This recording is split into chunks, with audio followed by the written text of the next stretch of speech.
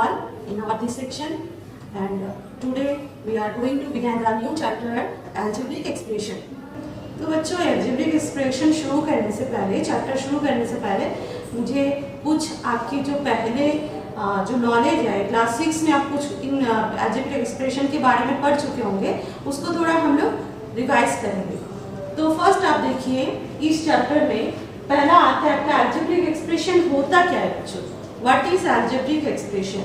तो देखिए मैंने यहाँ पे आपके छोटी छोटी जो बातें हमने लिखी है इसको आप रिकॉल करिए। आप क्लास 6 में भी कुछ कुछ बातें पढ़ चुके हो, देन अगेन आप उसको थोड़ा रिवाइज करिए। तो algebraic expression क्या है? algebraic expression are formed by combining variables and constants। algebraic expression होता क्या बच्चों? constant and variable का combination। so combination of variables and constants through the operation of addition, subtraction, multiplication and division। तो ये जो algebraic expression होता है variables और constant का जो relation होता है किसके थ्रू होता है? addition, subtraction, multiplication and division। Second point आपको क्या याद रखना है? variables can take various values। Variable जो होता है बच्चों वो कोई भी वैल्यू हो सकता है, it's value is not fix, इसकी कोई फिक्स वैल्यू नहीं होता, ये अपना चेंज होते रहता है इसकी वैल्यू। और इसे हम we denoted by English alphabet, हम लोग वेरिएबल को इंग्लिश अल्फाबेट से डिनोट करते हैं, like X, Y, Z, A, B, C, like this. Then आता है आपका constant. What is constant? On the other hand constant has a fixed value. Constant क्या आता है बच्चों? जो जिसकी वैल्यू फिक्स होता है, उसकी वैल्यू कभी भी चेंज नहीं होगा। अब देखिए ये एक एक्सप्रेशन छोटा सा देखिए 2 + x, 2 + x ये है आपका एक एक्सप्रेशन।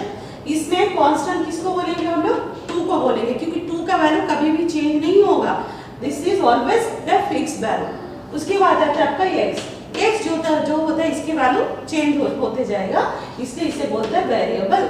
तो ये हो गया आपका एक algebraic expression का छोटा सा एक एग्जांपल। अब देखिए बच्चों नेक्स्ट आपका इस algebraic expression में कुछ टर्म्स आपको मालूम होना है, आपको पता होना है, तो हम अभी डिस्कस करेंगे, उसके बाद हम एक्सरसाइज में जाएंगे। तो नेक्स्ट देखिए क्या है? Degree of the expression. Degree of the expression क्या होता है बच्चों? देखिए आप अगर आपके सामने एक एक्सप्रेशन दिया हुआ है और आपको बोला जाता है कि what is the degree of the expression, तो आप क्या करोगे? देखिए डिग्री ऑफ द एक्सप्रेशन किसको कहते हैं? The highest degree of any term in an algebraic expression is called the degree of the expression। मतलब आपके सामने अगर कोई एक आपका एक्सप्रेशन algebraic एक्सप्रेशन दिया जाए तो आपको डिग्री ऑफ एक्सप्रेशन अगर फाइंड आउट करने बोले तो आप देखोगे कि हाईएस्ट डिग्री कौन सा है। यहाँ देखिए मैंने एक्सप्रेशन लिखा है x² + 3x, तो इसका हाईएस्ट डिग्री क्या होता है बच्चों? देखिए x का ऊपर में कितना 2, इस x का ऊपर कुछ नहीं बोलने से कितना होता है 1, तो इसके मतलब इसका डिग्री क्या होगा बच्चों? 2, because 2 is the highest degree. Okay, तो हाईएस्ट डिग्री कभी भी कौन सा होगा? जो आपका एक्सप्रेशन होगा उसका जो पावर होता है, उसका पावर का जो ज्यादा होगा वही होगा उसका डिग्री। तो ये छोटी छोटी बातें बच्चों आपको जानना जरूरी है। इसके बाद और भी कुछ बातें मैं आपको बता रही हूँ, वो आप फॉलो करिए। स्टूडेंट्स नेक्स्ट देखिए terms of an expression. Terms of an expression क्या होता है? It is a product of its factors. देखिए यहाँ पे हमने एक्सप्रेशन लिखा है 4x² - xy, तो all of this is called the expression. इस पूरा को हम लोग बोलेंगे एक्सप्रेशन। अब देखिए एक्सप्रेशन कैसे बन रहा है? टर्म्स, ये देखिए एक जो यहाँ पे हम एक्सप्रेशन का इसे बोलेंगे term. 4x² is a term, xy also is a term. इन दोनों को देखिए सबट्रैक्ट करने से बन रहा है एक एक्सप्रेशन। तो टर्म्स के एक्सप्रेशन कैसे बनते हैं बच्चों? दो टर्म्स का एडिशन, सबट्रैक्शन, मल्टीप्लिकेशन और डिवीजन मिला के बन रहा है एक एक्सप्रेशन। और टर्म क्या होता है? देखिए एक एक्सप्रेशन से जो अलग अलग आप ऐसे आपको मिलेगा इसको बोलेंगे हम लोग टर्म। अब देखिए ट्री डायग्राम, एक ट्री डायग्राम, इसमें आपको क्वेश्चन 1 नंबर का क्वेश्चन जरूर आएगा कि draw a tree diagram of the following expression. ये तो एकदम पॉजिटिवली आप इसको प्रैक्टिस करिए, क्योंकि ये आने वाला है 1 मार्क्स का। ट्री डायग्राम हमेशा आता है, तो ट्री डायग्राम कैसे बनाते देखिए। ट्री डायग्राम में पहले आता है आपका एक्सप्रेशन। आपको कोई भी एक्सप्रेशन दिया जाएगा और बोला जाएगा कि find the tree diagram of the expression. तो कैसे बनाना देखिए बच्चों, ये है एक एक्सप्रेशन 8y प्लस 3x²। तो आप ऐसे बनाओगे, पहले यहाँ पे लिखोगे एक्सप्रेशन, एक्सप्रेशन लिख के एक्सप्रेशन को लिखिए, देन यहाँ पे आप इसको देखिए कहाँ, यहाँ पर दो टर्म्स है तो यहाँ जाके आप लिखिए टर्म्स। अब दो टर्म्स को अलग अलग करके लिखिए, यहाँ पे 8y एक टर्म्स है एंड 3x² एक अलग टर्म है आपका। तो इसके बाद आप ऐसे लिखने के बाद देखिए टर्म्स के बाद आता है आपका फैक्टर्स, यानी दो फैक्टर्स मिला के बन रहा है आपका टर्म्स, दो टर्म्स 3 टर्म्स मिलके आपका बन रहा है अलजेब्रिक एक्सप्रेशन। अब देखिए 8y एक टर्म्स आ गया, 3x² एक टर्म्स आ गया। उसके बाद आता है बच्चों फैक्टर्स। फैक्टर्स में देखिए 8y, तो 8 एक फैक्टर है, y एक फैक्टर है। अब 8 का फिर से आप फैक्टर कर सकते हो 2 2 2। देखिए 8 का फैक्टर 2 × 2 × 2 होगा। इसके बाद y, यहाँ पे देखिए 3x² एक टर्म्स है, लेकिन this term is consist of factors. अब देखिए यहाँ पे फैक्टर्स कौन सा है, 3 एक फैक्टर्स होगा, x² है बच्चों, तो x² बोलने से 2x, एक देखिए x और एक x। इसके मतलब आप ऐसे करके ट्री का डायग्राम बनाओगे और इसमें आपको फुल 1 मार्क्स मिल जाएगा। तो ध्यान से आप देखिए बच्चों, ट्री डायग्राम आपको एग्जाम में आने ही वाला है, आप अच्छा से प्रैक्टिस करिए। आप देखिए मैंने कैसे किया, इसको अच्छा से फॉलो करिए। पहले आप लिखोगे एक्सप्रेशन, नेक्स्ट स्टेप में देखिए स्टेप वाइज, मतलब ट्री का जैसा ट्री आपने देखा ना, ट्री जैसा ब्रांच जैसा ऐसा फैला हुआ रहता है, पहले एक रहता है उसके बाद फिर उसके बाद, तो इस तरह करके इसीलिए इसको बोला जाता है ट्री डायग्राम। तो देखिए फर्स्ट आता है एक्सप्रेशन, नेक्स्ट स्टेप में क्या लिखोगे बच्चों, टर्म्स।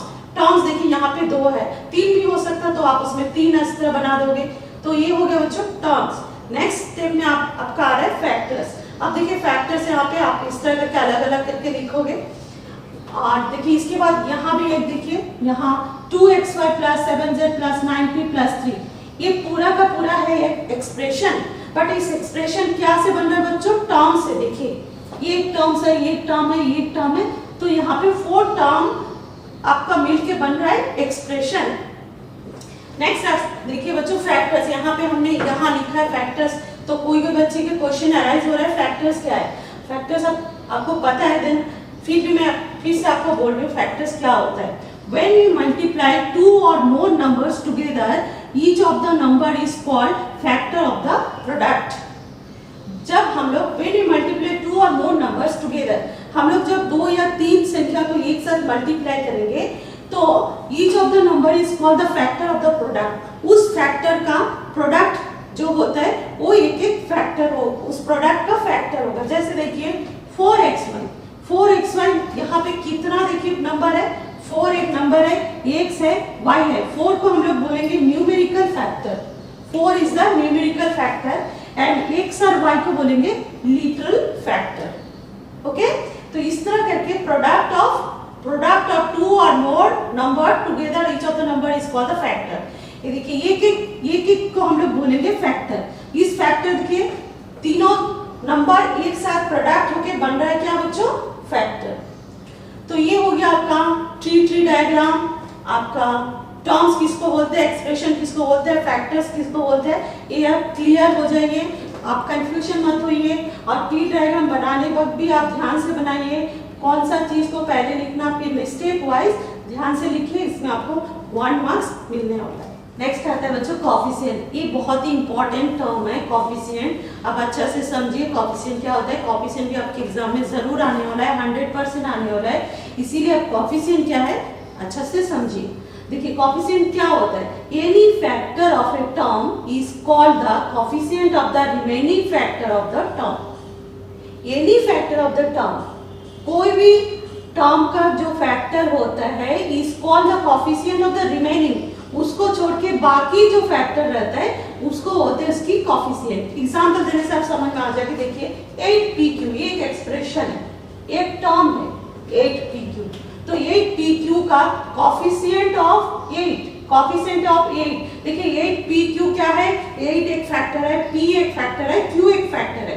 तो इसमें डेफिनेशन के अनुसार आप देखिए कोई भी टर्म्स का जो फैक्टर है उसका कॉफिशिएंट, उसका रिमेनिंग जो फैक्टर होता है वो होगा। देखिए यहाँ पे 8, कॉफिशिएंट ऑफ 8 क्या होगा, pq। इसका मतलब 8 को छोड़ के बाकी जो फैक्टर बचा होता है वही होता है उसकी कॉफिशिएंट। यहाँ अभी देखिए p, कॉफिशिएंट ऑफ p क्या होगा, 8q। कोफिशिएंट ऑफ क्यू, उसका फैक्टर, उसका कोफिशिएंट क्या होगा 8p। यानी आप देख रहे हो जिसका कोफिशिएंट आपको पूछा जाएगा उसको छोड़ के बाकी जो बचा रहेगा वही होगा उसका कोफिशिएंट। यहाँ पे देखिए और एक एग्जांपल, -2x² 1। आपको अगर पूछा जाएगा what is the coefficient of x², देखिए कोफिशिएंट ऑफ x² क्या होगा -2 है। बच्चों माइनस को कभी छूटना नहीं देना, तो आपको गलत होगा। अगर सामने माइनस है तो उसको भी आप डालोगे कोफिशिएंट में, यानी coefficient of x² equal to -2y। Coefficient of y equal to क्या होगा -2x²।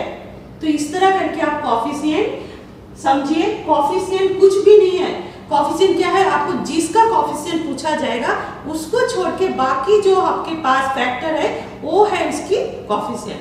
और उसमें अगर माइनस रहेगा तो बच्चों माइनस जरूर डालिए। तो ये हो गया आपका कोफिशिएंट का मतलब। नेक्स्ट आता है लाइक एंड अनलाइक टर्म्स।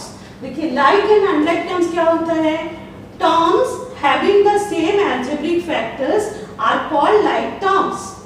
मतलब जो अलजेब्रिक फैक्टर्स होता है उसका टर्म्स, जो टर्म्स है उसका अलजेब्रिक फैक्टर्स अगर सेम है तो होगा like terms. While terms having different algebraic factors are called unlike terms। अब देखिए मैंने एग्जांपल देके आपको समझाया।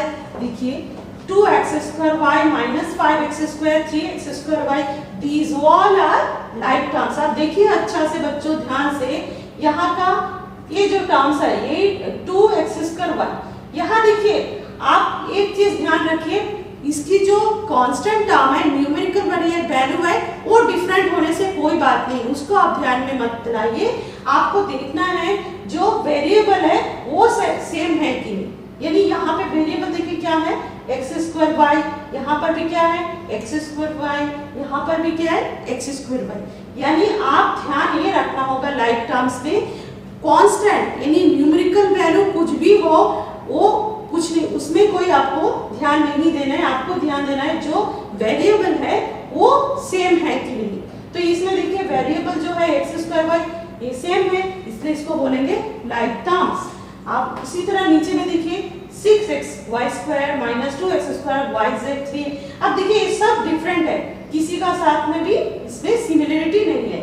ये है x²y, ये है y²x, yz 3a, यानी सब अलग अलग है, तो इसको हम बोलेंगे अनलाइक टर्म्स। तो लाइक टर्म्स में आपको क्या फॉलो करना है, वेरिएबल को फॉलो करना है कि वेरिएबल जो है वो सेम है कि नहीं। न्यूमेरिकल वैल्यू को आप ध्यान में मत लाइए, न्यूमेरिकल वैल्यू कुछ भी हो सकता है, डिफरेंट हो सकते हैं। यहाँ देखिए यहाँ सामने 2 है, यहाँ -5 है, यहाँ 3 है, तब भी हम बोल रहे हैं कि ये लाइक टर्म्स है। क्यों? क्योंकि न्यूमेरिकल वैल्यू इसमें आप फॉलो मत करिए, इसमें फॉलो करना है आपको, वेरिएबल में फॉलो करना है। वेरिएबल अगर सेम है तो आप इसको बोलेंगे लाइक टर्म्स, और अनलाइक टर्म्स जस्ट उसको ऑपोजिट। अगर सब डिफरेंट है, किसी के साथ कोई मैच नहीं है, कोई सिमिलरिटी नहीं है, तो आप इसको बोलेंगे अनलाइक टर्म्स। ओके बच्चों, तो आप ध्यान से आपको ये जो छोटी ये जो एक्सरसाइज मैं अभी शुरू करूंगी, एक्सरसाइज 12.1, इसके बाद उसमें आपको 100% हर एक क्वेश्चन आपको हाफ मार्क्स या 1 मार्क्स का आने वाला है, इसलिए आप अच्छा से ध्यान से इसको करिए। आपको इजीली आप 1 मार्क्स या हाफ मार्क्स कैरी कर सकते हो। सो बच्चों नेक्स्ट आपका एक्सरसाइज 12.1 शुरू हो रहा है, तो आप अपनी टेक्स्ट बुक में फॉलो करिए। एक्सरसाइज 12.1 में फर्स्ट क्वेश्चन है आपका, get the algebraic expression in the following cases using variables, constant and arithmetic operations. तो अब बच्चों अभी इसमें आपका वर्ड में दिया हुआ है, इसको आपको अलजेब्रिक एक्सप्रेशन में फॉर्म करना है।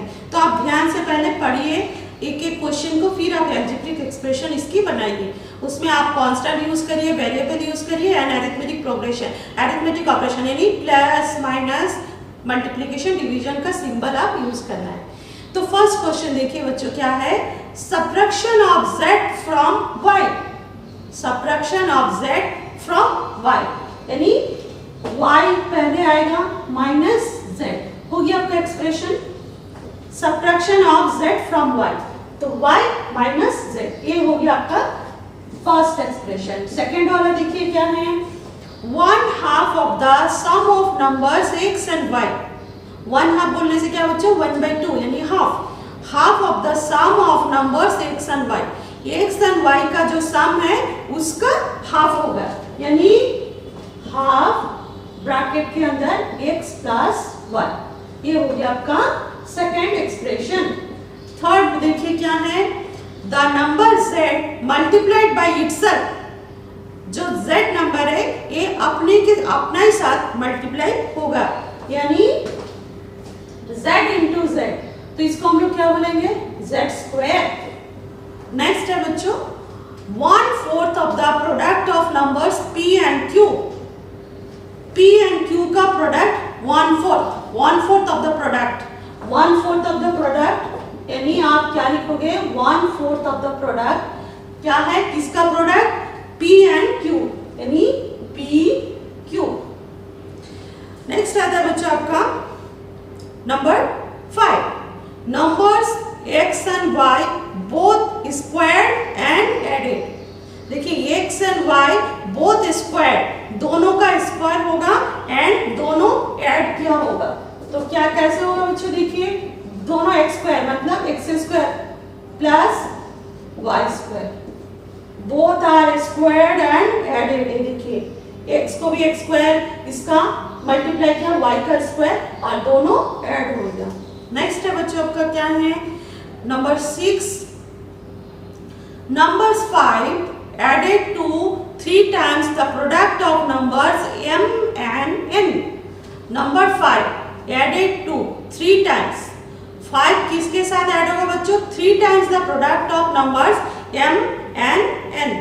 तो m और n इसकी 3 times, देखिए 3mn, ये जाके किसके साथ ऐड होगा, नंबर 5, तो इसके बाद इसके कैसे लिखोगे +5 लाइकवाइज। इसके बाद देखिए नेक्स्ट क्वेश्चन है आपका product of numbers y and z subtracted from 10। Product of numbers y and z का प्रोडक्ट किससे माइनस होगा, product of numbers y and z subtracted from 10 minus yz। ये हो गया आपका question number 7। Next question number 8, sum of numbers a and b subtracted from their product. Sum of numbers a and b, sum of numbers a and b, ये देखिए a plus b सम हो गया, इसको क्या करना है बच्चों, sum of numbers a and b subtracted from their product, subtracted from their product यानी ab minus a plus b। देखिए अब देखिए बच्चों next question number 2, identify the terms and their factors in the following expression, show the terms and factors by tree diagram. देखिए question number 2 में आपको क्या करना है, identify the terms and the factors of the following expression. आपके कुछ expression दिया हुआ है, इसमें आपको क्या करना है, वहां पे आपको फाइंड आउट करना है कौन सा टर्म्स है, कौन सा फैक्टर्स है। फिर उसके बाद आपको बोला गया है कि show the terms and factors by the tree diagram, फिर इसको ट्री डायग्राम से भी शो करें। तो देखिए क्वेश्चन नंबर 2 का 1, फर्स्ट जो एक्सप्रेशन है आपका ये x माइनस 3, ये जो एक्सप्रेशन है इसमें आपको क्या फाइंड आउट करना है, identify the terms and factors. तो इसमें टर्म्स क्या आएगा बच्चों, what is the terms equal to x और -3, ये हो गया आपका 2 टर्म एंड फैक्टर्स क्या आएगा, फैक्टर्स भी आपका x -3। नेक्स्ट है बच्चों आपको क्वेश्चन नंबर 2 का second question, b 1 plus x plus X square, 1 plus x plus X square, इसका टर्म्स क्या होगा बच्चों, terms equal to 1 x square, इसमें 3 टर्म्स है। फैक्टर्स क्या होगा, फैक्टर्स भी आपका 1 x, आप देखिए x स्क्वायर का 2 फैक्टर होता है x,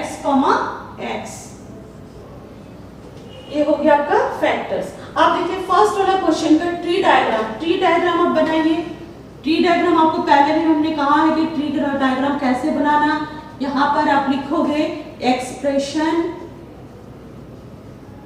देन आता है आपका टर्म्स, यहाँ देखिए यहाँ पे आप लिखोगे टर्म्स, यहाँ आपका कितना टर्म है 2 x एंड -3। देन आता है आपका क्या, फैक्टर। इसके बाद आपका क्या लिखना, फैक्टर। देखिए यहाँ पे फैक्टर क्या आएगा बच्चों, -1 3। यहाँ पे आपका क्या आएगा, 1। तो ये हो गया आपका फैक्टर ट्री। पहला वाला क्वेश्चन जो x - 3 है उसका फैक्टर ट्री ये है। सेकंड देखिए ये 1 प्लस x स्क्वायर, ये है आपका क्या, एक्सप्रेशन। देन आपका क्या है, टर्म्स। आप एक एक टर्म्स को अलग अलग करके लिखना है। ये हो गया आपका टर्म्स। देन आता है बच्चों आपको क्या लिखना, फैक्टर।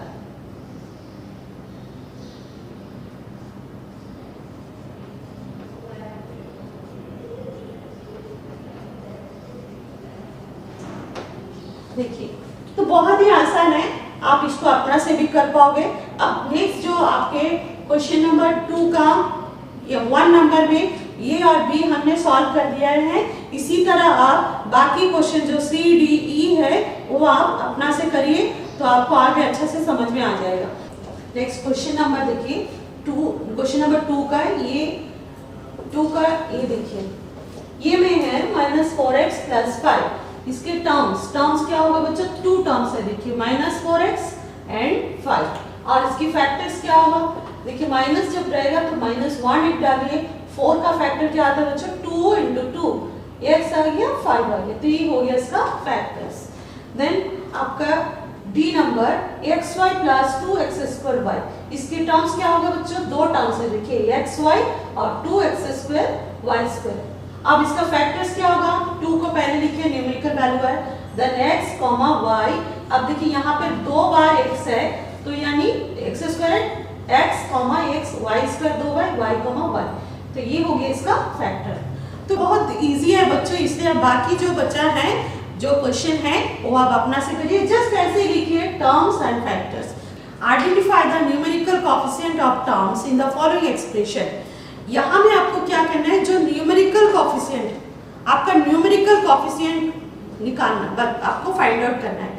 तो फर्स्ट क्वेश्चन में आपका देखिए क्या है, 5 - 3t²। तो न्यूमेरिकल कोएफिशिएंट बच्चों कौन सा होता है, 5 नहीं होता बच्चों। 5 क्या है, वो एक कांस्टेंट है। देखिए आपका अदर देन कांस्टेंट को छोड़ के बाकी जो न्यूमेरिकल कोएफिशिएंट है वो आपको फाइंड आउट करना है। तो 5 - 3t², इसका न्यूमेरिकल कोएफिशिएंट क्या होगा बच्चों, देखिए -3 होगा। सेकंड वाला 1 + t + t² + tq, इसका न्यूमेरिकल कोएफिशिएंट क्या होगा बच्चों ये एक चीज आप ध्यान में रखना, सामने अगर कुछ भी न्यूमेरिकल वैल्यू नहीं है तो 1 हमेशा ही होता है, वो विजिबल नहीं है, बट आपको याद रखना है कि इसके सामने 1 है, इसीलिए इसका न्यूमेरिकल कोएफिशिएंट क्या होगा बच्चों, यहाँ पर भी इसके सामने भी 1 है, इसके सामने भी 1 है, इसके सामने भी 1 है, इसलिए 1, 1, 1 लिखिए। कभी भी कोई भी वेरिएबल के सामने अगर कोई भी संख्या नहीं है but 1 is always there, 1 is invisible but 1 is always there, तो 1 लिखना आप कभी भी मत भूलना, ये चीज आप ध्यान में रखना है। बाकी देखिए, बाकी जो आपका क्वेश्चन नंबर 3 में जो क्वेश्चन बचा है वो आप होमवर्क करिए, बहुत ही इजी है। आप इतनी छोटी छोटी बातें आप कर लोगे, सिर्फ न्यूमेरिकल वैल्यू आप लिखना है। देखिए जैसा question number 3, x + 2xy + 3y, इसमें आपका न्यूमेरिकल वैल्यू लिखना है। तो न्यूमेरिकल वैल्यू कौन सा है, देखिए बच्चों xy का सामने कौन सा है, 2 है, तो इसका 2 वैल्यू आएगा, एक है 2 एंड और एक होगा 3। उसी तरह क्वेश्चन नंबर 4 में देखिए 100m + 1000n, तो इसका न्यूमेरिकल वैल्यू क्या होगा, 100, 1000। ऐसे करके आप कर लोगे, ये बहुत ही इजी है। उसके बाद देखिए question number 4, identify terms which contains x and give the coefficient of x। देखिए 4 का ये नंबर में आपको बोला गया है कि जो टर्म्स में x है उसके कोएफिशिएंट फाइंड आउट करिए। तो देखिए फर्स्ट टर्म क्या है, y² x + 1, इसमें देखिए x कहाँ पर है, ये टर्म में x है, तो इसका कोएफिशिएंट लिखना है बच्चों। तो कोएफिशिएंट ऑफ x क्या होगा, देखिए x को छोड़ के क्या बचा है, y², तो अब इसका क्या लिखोगे, y²। सेकंड देखिए इसमें x प्लस वाई प्लस 2। तो यहाँ पर देखिए x कौन सा टर्म में ये है, तो इसका कोएफिशिएंट क्या होगा बच्चों, ये देखिए कोएफिशिएंट आप ऐसे नहीं लिखना कि 0 है। हमने कहा ना कि कोई भी वेरिएबल के सामने 1 is always invisible but 1 is always there. तो coefficient of x equal to क्या होगा 1। तो बाकी देखिए अब इसी तरह करके क्वेश्चन नंबर 4 में जो आपका 3 नंबर 4 नंबर 5 आप ये आप अपना से कर लो, बहुत ही इजी है। अब क्वेश्चन नंबर 4 का बी नंबर में देखिए identify terms which contain y square. अब देखिए यहाँ पे आपका 3 क्वेश्चन है जिसमें y स्क्वायर का फैक्टर लिखना है। देखिए यहाँ पे 8x minus x y square, इसमें आपको क्या बोला गया कि जो टर्म्स में y स्क्वायर है उसका कोएफिशिएंट लिखिए। तो देखिए y स्क्वायर का कोएफिशिएंट क्या होगा बच्चों, x मत लिखना, इसके सामने देखिए माइनस x है, इसलिए क्या लिखना है माइनस x। माइनस को कभी मत छोड़िए, कोएफिशिएंट लिखते वक्त यही चीज हमेशा ध्यान रखिए कि माइनस अगर है तो माइनस को भी इंक्लूड करना है। तो coefficient of y square equal to minus x। अब क्वेश्चन नंबर 2 में देखिए 5y स्क्वायर प्लस 7x, तो इसमें y स्क्वायर कहाँ पर है, ये टर्म में y स्क्वायर है, तो कोएफिशिएंट ऑफ y स्क्वायर क्या होगा बच्चों यहाँ पे 5। तो ऐसे करके आप बाकी जो आपका क्वेश्चन है वो आप कर लोगे। क्वेश्चन नंबर 4 का बी का हमने 2 कर दिया और एक ही बचा है, आप कर लेना, ये बहुत ही इजी है। ओके बच्चों, next question, question number 5, classify into monomial, binomial, trinomial. देखिए बच्चों बहुत ही इजी है।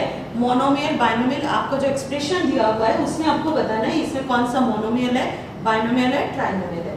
तो आप कैसे पता करोगे, तो देखिए बच्चों जहां आप इसमें क्या फॉलो करोगे, टर्म्स के ऊपर डिपेंड करता है कि वो जो एक्सप्रेशन है मोनोमियल होगा, बाइनोमियल होगा, ट्राइनोमियल। यहाँ देखिए फर्स्ट क्वेश्चन आपका, यहाँ पे कितना टर्म्स है बच्चों, 2 टर्म्स है, 2 टर्म्स है यानी ये बाइनोमियल है। तो आप इसको क्या लिखोगे, बाइनोमियल। सेकंड देखिए आपका यहाँ पे कितना टर्म्स है, 1 टर्म्स है, तो यानी 1 है तो इसको क्या लिखोगे बच्चों, मोनोमियल। नेक्स्ट आपको देखिए यहाँ पे कितना टर्म्स है, 1 2 3 टर्म्स है, 3 टर्म्स रहेगा तो क्या लिखोगे, ट्राइनोमियल। नेक्स्ट देखिए 1 टर्म्स है यानी मोनोमियल। आप देखिए इसमें 3 टर्म्स है तो आप क्या लिखोगे, ट्राइनोमियल। समझ आ रहा है ना बच्चों, बहुत ही इजी है, बस आप टर्म्स को फॉलो करोगे कि टर्म्स जो है जितना होगा वो हिसाब से आप मोनोमियल, बाइनोमियल, ट्राइनोमियल लिखोगे। यहाँ पे देखिए 2 टर्म्स है यानी आप यहाँ लिखोगे बाइनोमियल, यहाँ पर भी 2 टर्म्स है, यहाँ लिखोगे बाइनोमियल, यहाँ पे 1 टर्म्स है आप लिखोगे मोनोमियल, यहाँ पे 3 टर्म्स है तो आप लिखोगे ट्राइनोमियल। बहुत इजी है ना बच्चों। तो यहाँ आपके मैंने कर जो आप देखिए क्वेश्चन नंबर 9 तक मैंने यहाँ कर दिया है, आपका बचा है 2, आप उसे कर लो, वो बहुत इजी है, होमवर्क है आपके लिए। नेक्स्ट क्वेश्चन है आपका question number 6, state whether A given pair of terms is a like और अनलाइक टर्म्स। क्वेश्चन नंबर 6 में आपको 2 पेयर्स, 2 एक साथ आपको संख्या दिया हुआ है, उसमें आपको बताना है कि ये जो पेयर्स है ये लाइक टर्म्स है और अनलाइक टर्म्स है। देखिए फर्स्ट वाला है 1 and 100, ये क्या होगा बच्चों, लाइक टर्म्स होगा, अनलाइक टर्म्स होगा। आपको हमने पहले भी बता चुका है लाइक टर्म्स क्या होता है बच्चों, आप ध्यान दोगे कि वो सेम फैक्टर्स या सेम वेरिएबल्स है कि नहीं। यहाँ पे देखिए कांस्टेंट है, वेरिएबल है ये 1 and 100, तो दोनों कांस्टेंट है यानी यहाँ आप क्या लिखोगे, लाइक टर्म्स। सेकेंड क्वेश्चन देखिए -7x 5/2x। हमने कहा था आपको जब आप वेरिएबल रहेगा आपका सामने का जो कांस्टेंट है, सामने का जो नंबर है, न्यूमेरिकल वैल्यू में आप ध्यान नहीं दोगे, कहाँ ध्यान दोगे, वेरिएबल पे। यानी कि वेरिएबल आपको क्या है, x है, यहाँ पर भी क्या है, x है, यानी ये भी क्या होगा, लाइक टर्म्स। सेकेंड देखिए, उसके बाद देखिए -2qx 2qy। आप इस सामने का आप कांस्टेंट यानी न्यूमेरिकल वैल्यू को छोड़ के आप अगर इसको फॉलो करोगे तो यहाँ देखिए आपका सेम टर्म्स नहीं आ रहा है, यहाँ है qx, यहाँ है qy, इसका मतलब एक क्या हो जाएगा बच्चों, अनलाइक टर्म्स। नेक्स्ट देखिए 14xy 42yx, यानी यहाँ पर जो वेरिएबल है वो सेम है xy, तो ये होगा like term. Next 4m² p 4mp², तो क्या सेम होगा बच्चों? ये नहीं होगा, क्योंकि ये m² p है और ये mp² यानी डिफरेंट है। तो यहाँ पर आप क्या लिखोगे? Unlike term. नेक्स्ट है 12x² 12x² सेम होगा? नहीं, क्योंकि ये xz है, यहाँ पर x²z², तो ये भी क्या होगा? Unlike term. तो लाइक टर्म्स और अनलाइक टर्म्स ये भी बहुत इजी है बच्चों, लेकिन ये जो आपका एक्सरसाइज है, एक्सरसाइज 12.1, इसमें हर एक क्वेश्चन आप अच्छा से प्रैक्टिस करिए, क्योंकि इस एक्सरसाइज के आपका 100% हर एक क्वेश्चन आने वाला है। तो आप बाकी जो 2 क्वेश्चन बचा है वो आप कर लो। नेक्स्ट क्वेश्चन है question number 7, identify like terms in the following. देखिए क्वेश्चन नंबर 7A में आपको बहुत सारे टर्म्स दिया हुआ है, -xy² -4yx², 8x², 2x²y², 7y, तो सारा को आप क्या करना है? लाइक टर्म्स को अलग अलग करके आइडेंटिफाई करना है। तो देखिए बच्चों ऐसे करिए, हमने देखिए xy², ये देखिए xy², इसके साथ कौन आएगा बच्चों? आप ढूंढिए 2xy², ये आएगा, तो ये दोनों को एक साथ लिख दीजिए। नेक्स्ट है -4yx², -4yx², इसके साथ में क्या आएगा बच्चों? 20, देखिए x²y, ये आ जाएगा, इन दोनों को एक साथ लिखिए। इसके बाद 8x² -11x² और 6x², ये देखिए, तो इसको एक साथ लिखिए। हमने लिख दिया ना एक साथ, इस तरह करके आप आइडेंटिफाई करना है लाइक टर्म्स को। नेक्स्ट -7y, ये देखिए 7y का साथ कहाँ है आपका? 7y, यहाँ पर एक 1, एक साथ लिख दिया हमने। देन -100x और कहाँ है? 3x, एक साथ लिख दिया मैंने। देन -11yx एंड 2xy, यहाँ देखिए इन दोनों को हमने लिख दिया एक साथ। तो इस तरह करके आपको आइडेंटिफाई करना है। तो नेक्स्ट 7B जो है वो आप करिए, ढूंढ के अच्छा से देख के लाइक टर्म्स को एक साथ में आप उसको कलेक्ट करिए और ऐसे करके आइडेंटिफाई करिए।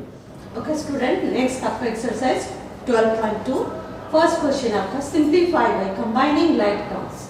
देखिए इसको सिंप्लीफाई करना है कंबाइनिंग लाइक टर्म्स। इसके आगे वाला एक्सरसाइज में आपको क्लियर पिक्चर आपको पता हो गया like terms and unlike terms. तो आप उसको रिकॉल करिए कि लाइक टर्म जो है उसको कंबाइन करना है, कंबाइन करके उसको सिंप्लीफाई करना है। तो देखिए क्वेश्चन नंबर 1 जो आपका एक्सप्रेशन है 21 भी हमने लिख दिया है इस तरह। इसके बाद आप क्या करिए, जो लाइक टर्म्स है उसको आप रीअरेंज करिए। देखिए 21b, फिर 7b, देन -20b, इसको आप रीअरेंज करके इकट्ठा लाइए और बाकी जो बचा है 32 उसको ऐसे लिखिए। इसके बाद इसको सिंप्लीफाई करिए। जो प्लस है यानी 21 और 7 कितना होता है बच्चों? 28।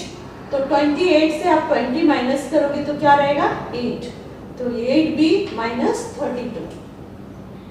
नेक्स्ट है आपका -z², ये जो आपने एक्सप्रेशन लिख दिया है।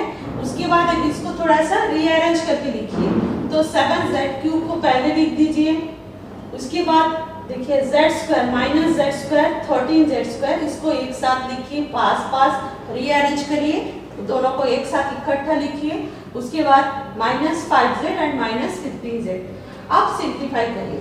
7z³ को 7z³ एज इट इज रख दीजिए, क्योंकि इसके आप दूसरा टर्म्स नहीं है। आप सेकंड देखिए -z² + 13z²। तो इसको करना क्या है बच्चों? माइनस करना है। इसके सामने कुछ नहीं है बोलने से क्या है? 1 है। बहुत बार आपको बता चुके हो कि अगर सामने में वेरिएबल का कुछ नहीं है तो 1 है, इनविजिबल। और माइनस प्लस ध्यान से करिए। देखिए जब भी आप माइनस करोगे, ठीक है, यहाँ 1 है, 13 -1 12 आ गया। लेकिन बच्चों जब सिंबल डालोगे सामने, तब आप किसका सिंबल डालना? जो संख्या ग्रेटर है उसका सिंबल आएगा। यहाँ पर ग्रेटर कौन सा है? 13, यानी यहाँ पर आपका सिंबल किसका आएगा? 13 का, प्लस आएगा, माइनस नहीं आएगा। बस इसके बाद देखिए यहाँ पर -5z -15z। अब बच्चों आप इंटीजर में आपको पता है कि दोनों का सिंबल अगर माइनस होता है तो संख्या जो नंबर्स होता है वो सम होता है। तो 5 और 15 प्लस होके कितना आएगा 20 और सिंबल आपका क्या आएगा माइनस। तो ये हो गया आपका आंसर। नेक्स्ट आपका नंबर 3 p माइनस देखिए जैसा है तो फर्स्ट आपको क्या करना है ब्रैकेट ऑफ करना है। तो ब्रैकेट ऑफ करना है क्योंकि सामने देखिए माइनस है माइनस p ये माइनस माइनस यहाँ पर क्या आ जाएगा प्लस। यहाँ पर भी माइनस क्यू माइनस माइनस यहाँ क्या आ जाएगा प्लस p। तो यहाँ पे आप देखिए minus p plus p cancel हो जाता है 0 हो जाएगा प्लस q माइनस q ये भी कैंसिल होकर 0 हो जाएगा। तो आपका बचा क्या है p माइनस q। ये हो गया आपका थर्ड क्वेश्चन का सॉल्यूशन। नेक्स्ट आपका नंबर 4 देखिए। नंबर 4 में भी आप एक्सप्रेशन लिख दीजिए। तो फर्स्ट काम होगा आपका ब्रैकेट ऑफ। ब्रैकेट ऑफ करिए यहाँ पर ब्रैकेट है माइनस है सामने इसलिए ध्यान से करिए। जब भी ब्रैकेट का सामने आपका माइनस आएगा तो ब्रैकेट का अंदर जो सिंबल है वो चेंज करना है आपको। अगर माइनस होगा तो प्लस हो जाएगा प्लस है तो माइनस हो जाएगा। यहाँ देखिए माइनस ये माइनस माइनस जाके यहाँ पर क्लास प्लस हो रहा है यहाँ पे प्लस है तो ये माइनस हो रहा है। इसके बाद नेक्स्ट आपका स्टेप क्या है लाइक टर्म्स को इकट्ठा करिए एक साथ। तो यहाँ देखिए 3a यहाँ माइनस है वो हाँ माइनस है तीनों को एक साथ इकट्ठा करिए लाइक टर्म्स इकट्ठा हो गया। अब 2b उसी तरह 2b कहाँ पर भी है एक b है इसको इकट्ठा करिए। देन -ab प्लस 3b तीनों को इकट्ठा करके इसके बाद आप इसको सिंप्लीफाई करिए। आप देखिए यहाँ पर -3a माइनस है यानी यहाँ पर आपका 2 माइनस है तो ये क्या हो जाएगा बच्चों प्लस हो जाएगा 2a हो जाएगा। अब 2a से 3 को माइनस करने से क्या रह जाएगा ओनली ये रह जाएगा। अब इसको आप अलग से करना चाहते ये है 3 ये माइनस यहाँ पर कुछ नहीं है तो क्या है -1 है तो 1 - 1 क्या हो जाएगा -2। इसको आप सॉल्व करोगे तो क्या हो जाएगा बच्चों 1। तो यहाँ पर हम 1 नहीं लिखेंगे 1 ऑलरेडी यहाँ पर है इसलिए सिंपली यहाँ पर क्या लिखोगे आप 1। नेक्स्ट देखिए यहाँ पर -2b और यहाँ पे प्लस b और प्लस b प्लस हो गए क्या आ जाएगा बच्चों 2b क्योंकि आपको पता है यहाँ एक 1 है यहाँ पर भी एक 1 है तो 1 + 1 2b। तो प्लस 2b माइनस 2b क्या हो जाएगा बच्चों 0। तो वहां आपको ये आपका 0 आ रहा है इसका रिप्लाई इसका आंसर। नेक्स्ट देखिए यहाँ पर -ab जाके कितना हो जाएगा बच्चों 2ab -2ab से +3 को आप माइनस करोगे तो क्या रह जाएगा बच्चों 1।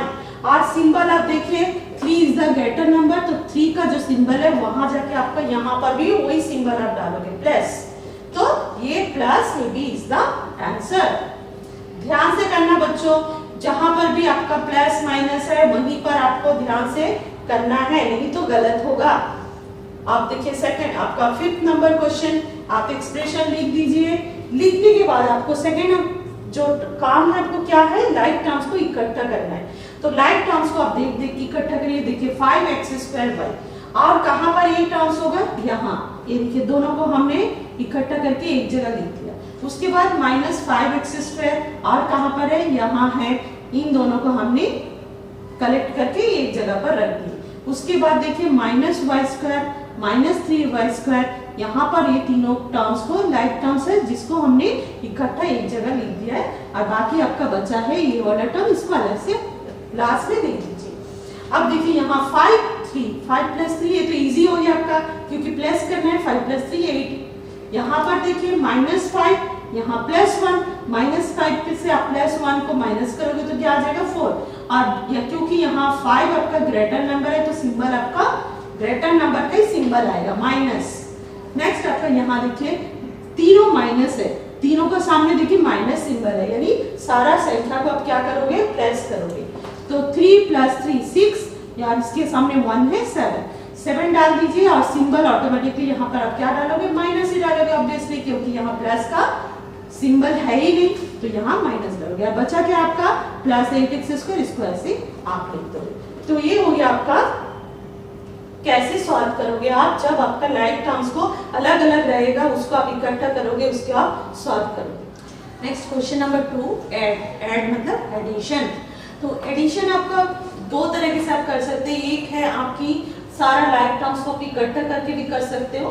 अब देखिए मैंने आपको सेकंड और एक प्रोसेस भी बता रही हूँ, ये भी देखिए, आपको जो इजी लगे आप उसी में सॉल्व करिए। अगर आपको इस तरह कंटिन्यू आप इस तरह करके फिर इकट्ठा करके उसको सॉल्व करने में अगर आसानी लगे तो आप वो प्रोसेस फॉलो करिए। और आप देखिए इस बार हमने दूसरा प्रोसेस आपको सिखा रही हूँ, अगर ये प्रोसेस आपको इजी लगे तो आप ऐसे करिए। देखिए टर्म्स दिया हुआ है, कॉमा कॉमा दिया हुआ है, यानी इसको एडिशन करना है। तो आप देखिए मैं कैसे कर रही हूँ। 3mn मैंने लिख दिया, उसके नीचे मैंने ये लिखा, उसके नीचे ये लिखा, उसके नीचे ये लिखा, देखिए यहाँ पर एडिंग।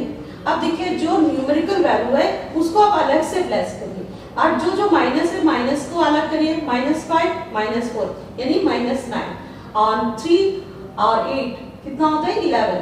अब 11 से 9 को माइनस करिए, कितना होता है 9, और क्योंकि 11 में ग्रेटर नंबर इसका जो सिंबल है तो प्लस होगा, तो यानी 2mn इज द आंसर। अब इसको आप यहाँ प्लस करके भी इस तरह करके लाइन कंटिन्यू भी कर सकते थे। तो आपको मैंने दूसरा प्रोसेस बता रही थी, आपको जो प्रोसेस इजी लगे आप उसमें करिए। देखिए क्वेश्चन नंबर 2 में है t-8tz, इसको हमने अभी देखिए कैसे लिख रहा है। देखिए t-8tz मैंने फर्स्ट टर्म लिख दिया है, उसके बाद सेकंड टर्म है 3tz -z।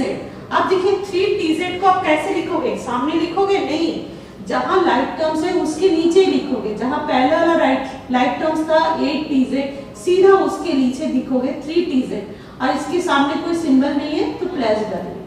तो 3tz -z, यहाँ पर -z लिख दीजिए, हो गया सेकेंड टर्म लिखना।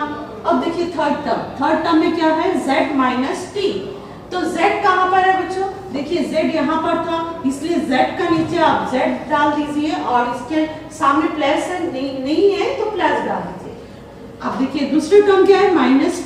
अब -t आप कहां डालोगे, ऑलरेडी देखिए आपका t था, लाइक टर्म्स था, आप उसके सीधा नीचे यहाँ पे सीधा यहाँ आके नीचे यहाँ -t लिखिए।